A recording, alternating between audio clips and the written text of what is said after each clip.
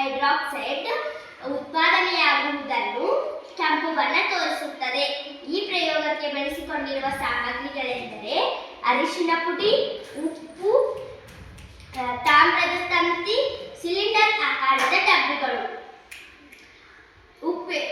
ಉಪ್ಪಿನ ದ್ರಾವಣಕ್ಕೆ ಸೂಚಕವಾಗಿ ಅರಿಶಿನ ಪುಡಿ ಹಾಕಿದಾಗ ತಾಮ್ರದ ಪಟ್ಟಿಯ ಮೂಲಕ ವಿದ್ಯುತ್ ಅನ್ನು ಹರಿಸಿದಾಗ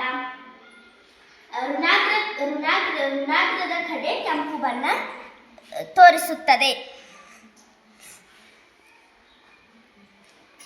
ಇದರಲ್ಲಿ ಕೆಲವು ಬದಲಾವಣೆಗಳನ್ನು ಮಾಡಿದ್ದೇನೆ.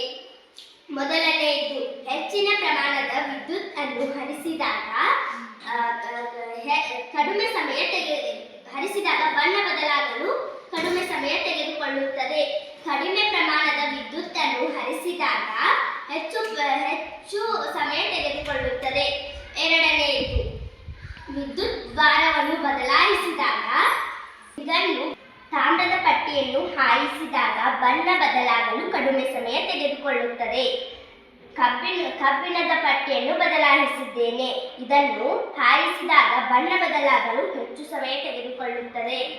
ಏಕೆಂದರೆ ತಾಮ್ರದ ತಂತಿ ಕಬ್ಬಿಣಕ್ಕಿಂತ ಹೆಚ್ಚಿನ ವಾಹಕ ಹೊಂದಿದೆ. ಮೂರನೇ ಬದಲಾವಣೆ, ಉಪ್ಪಿನ ಪ್ರಮಾಣದಲ್ಲಿ ಬದಲಾವಣೆ. ಉಪ್ಪಿನ ಪ್ರಮಾಣವನ್ನು ಹೆಚ್ಚಿಸಿದಾಗ ಬಣ್ಣ ಬದಲಾಗಲು ಹೆಚ್ಚಿನ ಸಮಯ ತೆಗೆದುಕೊಳ್ಳುತ್ತದೆ. ಉಪ್ಪಿನ ಪ್ರಮಾಣವನ್ನು ಒಂದು ಸಮತಟ್ಟೆಯಲ್ಲಿ ಇಟ್ಟಾಗ ಬಣ್ಣ ಬದಲಾಗಲು ಕಡಿಮೆ ಸಮಯ ತೆಗೆದುಕೊಳ್ಳುತ್ತದೆ. ಈ OHP ಹಾಳೆಯಲ್ಲಿ ಸಣ್ಣ ರಂಧ್ರಗಳನ್ನು ಮಾಡಿದ್ದೇನೆ. ಇದರಿಂದ ಸೋಡಿಯಂ ಹೈಡ್ರಾಕ್ಸೈಡ್ ಉತ್ಪಾದನೆಯಾಗಲು ಸಹಾಯವಾಗುತ್ತದೆ.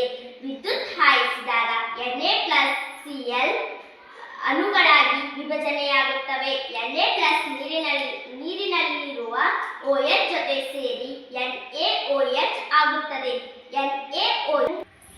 NaOH ಅನ್ನು ಔಷಧಿ ತಯಾರಿಕೆ ಮತ್ತು ಕೃತಕ ನಾರುಗಳಲ್ಲಿ ತಯಾರಿಕೆಗೆ ಬಳಸುತ್ತಾರೆ. ಕ್ಲೋರಿನ್ ಅನ್ನು ಕುಡಿಯುವ ನೀರಿನಲ್ಲಿ ರೋಗಾಣುಗಳಲ್ಲಿ ಕೊಳ್ಳಲು ಬಳಸುತ್ತಾರೆ. ಹೈಡ್ರೋಜನ್ ಗ್ಯಾಸ್ ಇಂಧನವನ್ನು ಬಳಸುತ್ತಾರೆ.